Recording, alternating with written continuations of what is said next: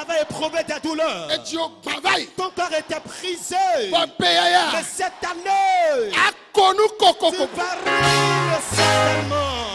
Tu vas rire certainement. La Pâque est une fête chrétienne commémorée chaque année dans le monde. Cette année, elle sera célébrée ce 20 avril à travers le monde entier. Que représente réellement cette fête pour les chrétiens? Les avis diffèrent d'une personne à une autre. Un tour à la Nesse Jésus à la solution d'Atakpame et d'Agbalepedo nous a permis de recueillir quelques avis que nous vous proposons de suivre. Alors, quelques jours, la Pâque, c'est donc une fête assez commémorée par les chrétiens. Nous sommes ici à l'annexe Jésus la solution d'Agbalepedo pour quelques des participants à l'armée de midi de ce jour de mercredi. Alors, nous avons rencontré un papa ici. Papa, shalom. Shalom, shalom. Alors, bientôt la Pâque qui s'annonce. Alors, en tant que chrétien, qu'est-ce que cette fête signifie pour vous? Bon, la Pâque, c'est l'occasion que Jésus a donné aux chrétiens. L'homme ayant péché, Jésus est venu le laver de son sang. C'est pour cela qu'il a été sur la croix, pour que ce sang redonne vie à ce chrétien. Nous sommes relancés par le sacrifice que Jésus a offert sur la croix. La fête de Pâques, c'est là que Jésus-Christ a donné sa vie pour nos péchés. Donc c'est sa résurrection. Nous devons nous réjouir parce qu'on est né de nouveau et on doit célébrer ça grandiosement. Nous sommes à l'annexe Jésus la solution d'Agbalepedo. Donc c'est juste ce petit micro-trottoir que nous sommes en train de faire pour recueillir des avis des chrétiens au sujet de la Pâque qui s'annonce. Alors, dans la foulée, qu'est-ce que cette fête de la Pâque, qui est donc la résurrection du Christ Jésus, le Seigneur et Sauveur pour vous les chrétiens, vous signifie? Ça signifie beaucoup de choses. Voilà, allez-y. C'est la vie, d'abord. La vie, la joie, la paix surtout. En tant que chrétienne, la fête de Pâques signifie la délivrance du peuple d'Israël. Quand le peuple d'Israël était délivré de l'esclavage, donc Jésus leur avait dit de tuer un agneau et à minuit de badigeonner les portes. Et à minuit, ils n'ont qu'à manger. Quand ils vont manger, à minuit, ils n'ont qu'à sortir. Et sa grâce va les accompagner jusqu'à la terre promise. Donc c'est la délivrance, la célébration de la fête de Pâques, c'est la délivrance du peuple de Dieu. Pour moi personnellement, la fête de Pâques constitue aussi ma délivrance. Parce que jadis, j'appartenais à un monde ténébreux. Le jour de Pâques, je n'allais pas à l'église. Quand on me cherchait les jours de Pâques, on peut me trouver dans le monde en train de boire, manger et danser comme tout le monde. Mais aujourd'hui, que j'ai vu la lumière, donc la célébration de la Pâques est une grande joie pour moi parce que je vois le chemin que j'ai parcouru pour devenir enfant de Dieu. Et je rends grâce à l'Éternel pour m'avoir récupéré pour remettre sur ses voies. Et quand on dit Pâques, c'est la fête que Dieu lui-même nous a prescrite. Et c'est une joie, une grande joie pour moi d'être enfant de Dieu. Pour pouvoir fêter cette fête, ce n'est pas de manger, boire, mais quand même c'est un moment de pouvoir quand même jeûner, prier et demander à Seigneur plus davantage de nous encourager, de nous donner la force et pour que nous puissions rester dans le Seigneur jusqu'à la mort. You're welcome. Thank you, sir. So, there are some coming days, the feast of Easter. Les Français disent Pâques. Les Hébreux disent Nchitoto Levisan. So, Easter, what does it mean really for you? I think Easter means many things for us Christians because right now that's the death and the resurrection of Christ Jesus Christ our Lord. And I think the sacrifice the Lord made on the cross of Calvary for us is a huge sacrifice for us. So we need to be there and maybe celebrate the Lord for everything He has done for us. Celebrate the Lord for everything He has done for us. He is alive now. He is awake. Then we need to celebrate Him that day. That's what we call Easter. We need to celebrate Him that day. Thank you. Thank you too. God bless you. God bless you too. Pakade azaka yo nyena mi a Kristo to on to komo paka enye dede pokpo ba zanami azaya ye me ye mi ho dede pokpo le eye me mi trozun ablo de ville eye me Yesu Kristo va kude miata ye be kwa ena gbebe mi o mi trozun ablo de vie mi trozun ablo de vie van na Kristo amesia mene sore nkeke anti atrozun ablo de vie na Kristo Yesu chitre fon baza Kristo fona mi o Kristo to abe Kristo to ne ne aji to ko mi ate ma kporo nu le nya nu popo yen nu agbo ko be de popo ganre be nyina mi be na ameke soro ko savore mi ata enyi jijora mi be ebe nkeke kenyi ebe site chichi be nkeke a nya do ereji mi akpo jijore e awanchi nkeke wa nkeke to here be nyi ke mi do ra no koko nyenye me jejo nyenye me ke mi ate sokpo nkeke ma donc ma do ma hron so here be na ne pere ko jinyere ko su be na ba te pogo mele nkeke ma me leke mi abe Yesu Kristo a eku ye be no yo dome ye nkeke to le be fwa mi acha le pak wadia mi oha nya be nu me toto kata nya po gododo le me Yesu Kristo fo ngba le yo dome e fo ku mi abe jijo popo ku mi abe edede popo e ta e be ni be jijo na mi be ni duna Kristo to do la do jijo ro azayanti azan ko yo na be na pak alo Easter eye hihe go na pata dunia enye vire gana mia Kristo to ame ho Yesu abe de la klap peto be ho ejisia o so vo sa ehua so vo sare miata e na mi kpo dede na egbe o le mia yo be Kristo to e na be azan no na vevere na mi be mi dune abe Kristo to ne ne na azan menye enununu amu adunu bazan yo voa tetere Kristo nti atrop dro Kristo gbe no no me ado abe lekem le subo mle kuma wa mnye kuma obo domenyu a ntiti don abionya do ko enya zan ya munyi nununu be nya awo ntiti don plegbedodora atere ma unti abionya mo be ko mi kwibe ka dodo egba poto le zigbele ko die gome a ne enya zan ni mi a Kristo to ya munye nununu be ndudu be nya yo eike oji Yesu Kristo na mi a jijo kan ri wo nyena mi yemi do la so vivie nye so du azan ya kebekua ketrofo e ho vide kebe nyina mi enyi be enami agbe na be na nuko keke kule mi abagbo me e la trofo ta mi adwile ma ovovon kudo an koro nyenye to me mi apeto Yesu Kristo eku egba trofo re chite eye mi ko bubu na hihia be amesa menenya be na mi apeto Yesu Kristo a efua machi odomo e ga trofo e la gbe azaya menye azai ke mi Kristo to mi adu mi ayi bar me mi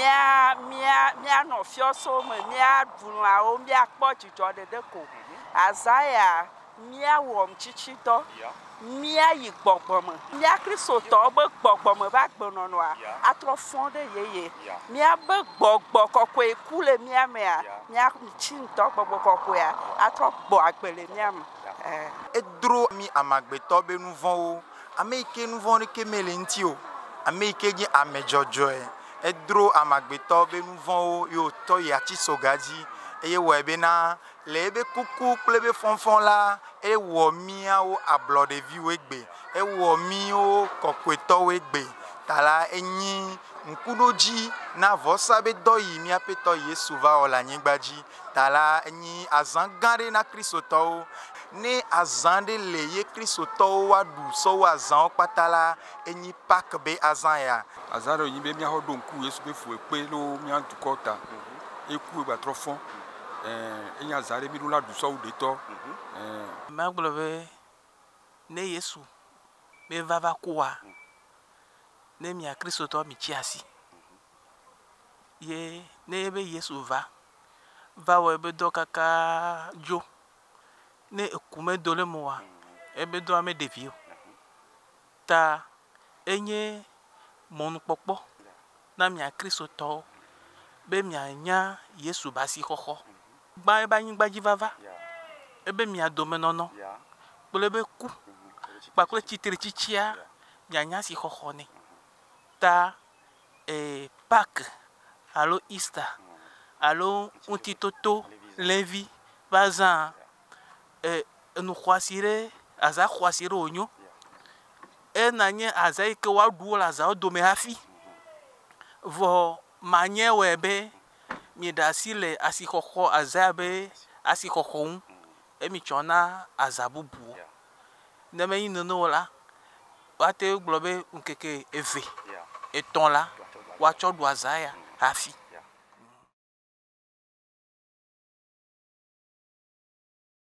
Qu'est-ce que la Pâque représente pour vous en tant que chrétienne? Ok, selon moi, en tant que chrétienne, je peux dire que Pâques, c'est la fête de la résurrection de Jésus-Christ. Parce que Jésus-Christ est mort pour nous. Et le troisième jour, il est ressuscité. Donc c'est pour ça qu'on célèbre la Pâque. La Pâque, c'est ce que nous, les chrétiens, nous célébrons pour adorer le seul Dieu qui a créé le ciel et la terre. La Pâque, pour moi, en tant que chrétien, c'est une période qui commémore la victoire. Jésus-Christ est mort pour nous. Je fais partie de ceux qui sont les bénéficiaires de sa mort. Donc je suis vraiment très content qu'aujourd'hui, si je suis en vie plutôt, c'est parce que le Seigneur s'est sacrifié pour moi et je suis en vie. Donc c'est pour moi de démontrer cette joie pendant cette période de Pâques. Donc c'est sa victoire-là que je vais célébrer. Ainsi, je suis content. Nous avons Pâques à l'Easter, nous avons Namia Christo Towo. Et nous avons Pâques Namia Christo Towa. Et la bana Yehowa va kudo mia pe nous vanta. Mia onti tae Yehowa kweru Christo savo. Et que Yesu kweru Christo savo re mia tala. Et ho e fonle et nous kuku dome. Ta e chomia pe nous vont premia be fipodo jo ile atiso gadi. E ya ta e nya san ike enyi Pâques ke mi duna. E la bena e dromia pe nous vont sojo. E o ga kule ho e fonle ame kuku dome. E bazan enyi Pâques ke mi duna. Azan gane ko oduna yamos chochi to duna abuheyo duna zajina hawa. Enti ole go Pâques. Ista enyi keke dit que miano doazan ye miano don kuna Yesu Kristo be titretiti ela bena Yesu vala eva kudo miata eyen keke ametola eva jola mokuko dome eyata yemile du azala mile don kubena Yesu Kristo e fonlo Ista yi enkudodo ji ale Yesu va kudo mia ben vota vala vule miakle mau dome enyi azande be jona jina yanto ye melona dume.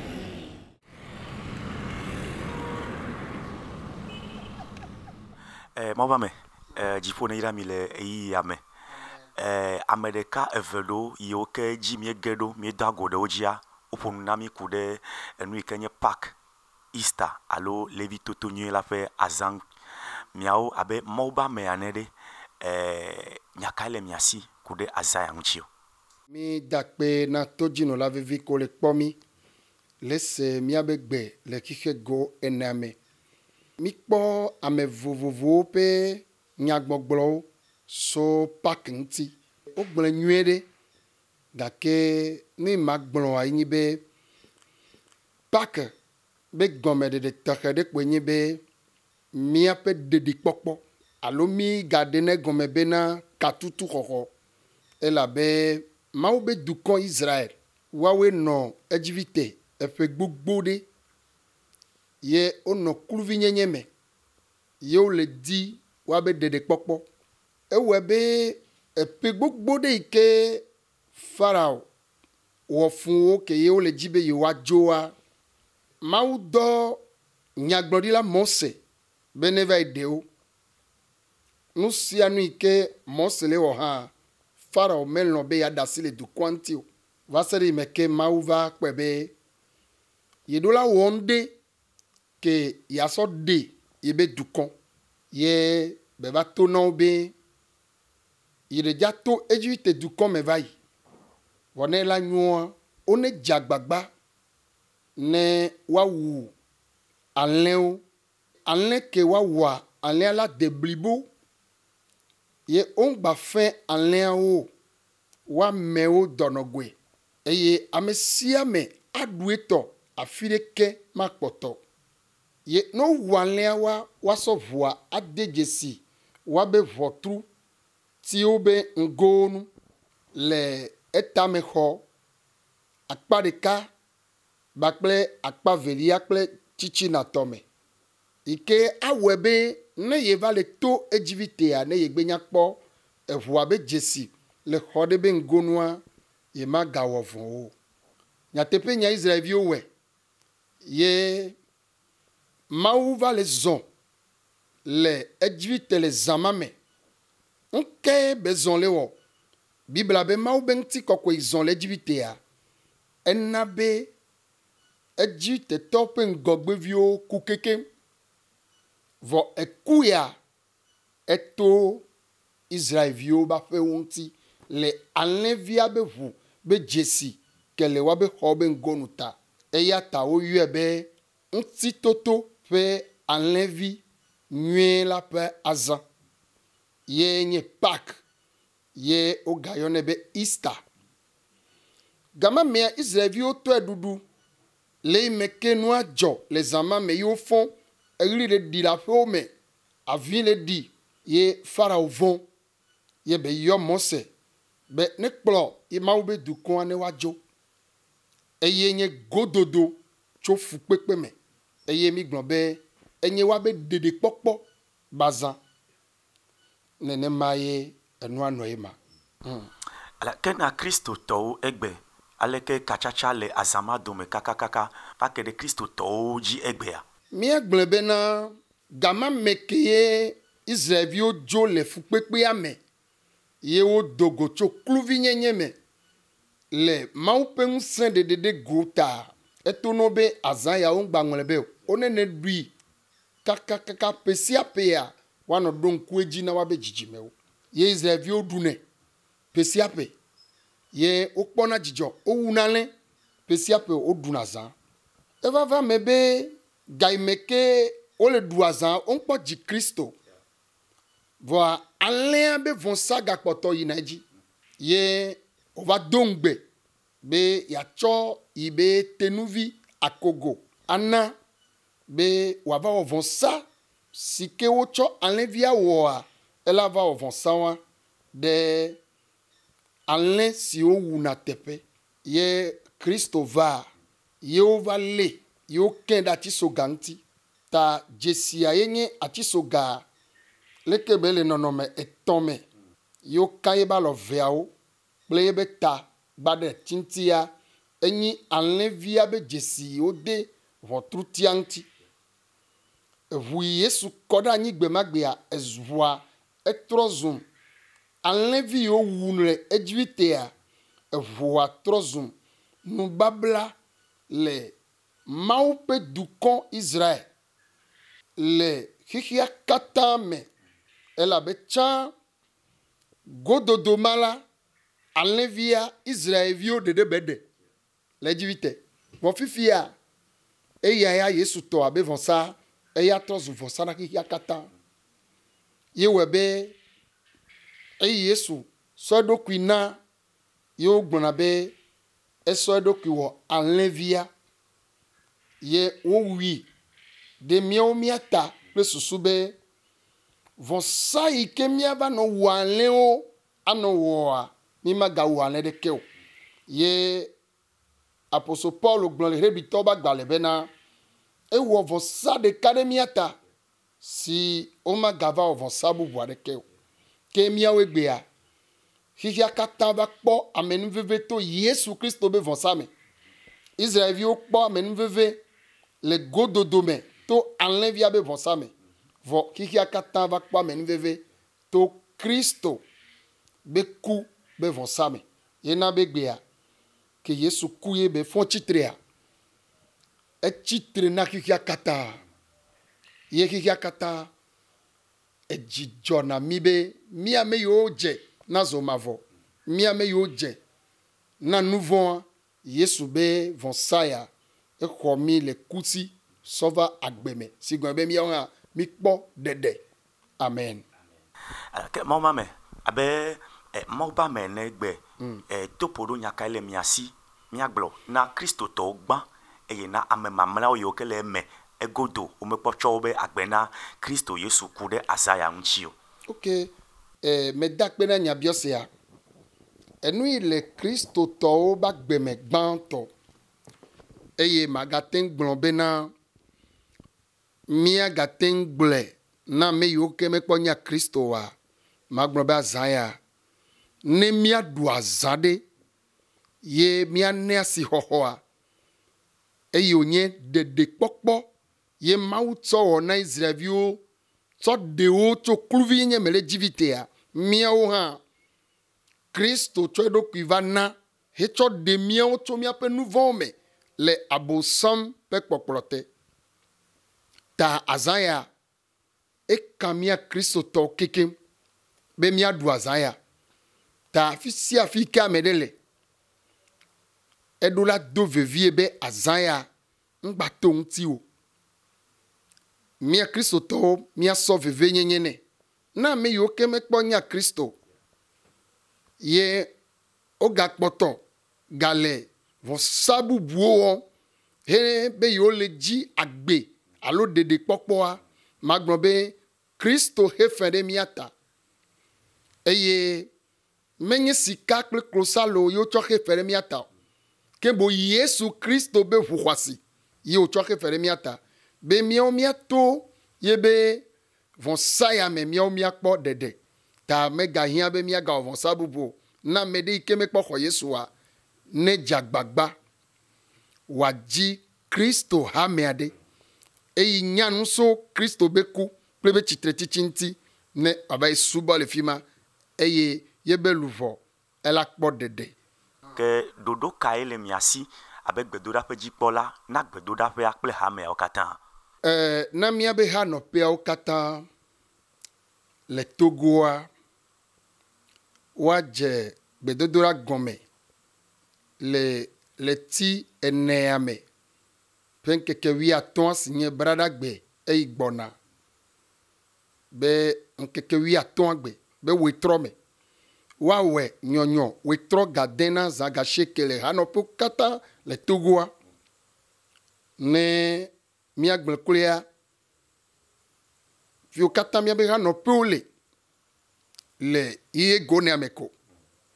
nene ma wano ye kosira gbendia eye ndi ganyi na gawo plafa ye la nyi chitre chichi ben kekia mia kata mia gano jijo popo me le mia be ha no piawo vo mia gbo le ndodo tojia le gbedura pe fi kenyento me kplona bouve ziona pak be fida gbe tututua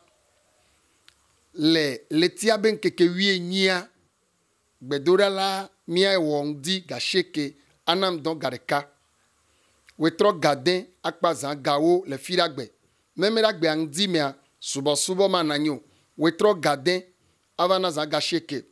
ye le kosira gbendi kanya mea ga enyi vana ga ewo plafa ye subo la noeji ta mele ja no bobwede o mauba men vele ja we ben kekewa ela wo nwe na mi sugbo ami yukata le toji le kpomia mi ajirado mi akplomia vio mi ava tuaji eye me kandeji be la wo nwe na mi ye tokedea mi dona vivira zanti az vivido dorenti anyebe taflache chitre chichi bazan ne donu hea e gomenye jidudu ta Yesu Kristo ntonga yo chitre aobe e chitre pa wo hevra ya chichichichi ta enye jesibe nkeke wajia mi gbona be no ngba pa wo he so jiava gome ocha negbe jia tete yala nya wo he eye na le dukuviera si le kosira gbe mu no na bobere le ndodo tojo paka mi dune tegbe vo Kristo me o jinyale vo kemba se pak gome ye mi va to dudu to hede le to ya e vivinanto e vivina le to yaji no le toji le kpoma ela vem now be o ma van dodo tojio no va dui no plebie o le kike gone ame jagbagwa na va mi adui mana na nya be nkeke de belania onto esro pre vio ne maula yirami ye mi ajirado adwa wo henyi sowa avatuadzi eye miale miaƒe dukuvio ye miakɔ Yesu Kristo ɖe dzi elabe ŋgba le yɔdo me enye fiawo dzi fia ehe dziɖuɖu va na mi ye ne be Yesu Kristo be ku kple be tsitsetiti wa miawo katã gbea miaganɔ nu vɔ me tame da kpe na Mawu bena eve nu nye eve nu o eha ɖeka dzɔna dzi nam le tsitre tsitsi bazãwo me ye nye be ɖe etsitre haleluya Yesu etsitre haleluya mebe Yesu Kristo etsitre magakuo ekufikawo nusele awo etsitre haleluya mebe Yesu Kristo etsitre awo etsitre magakuo ekufikawo nusele etsitre haleluya. Mne gano bobo edolo.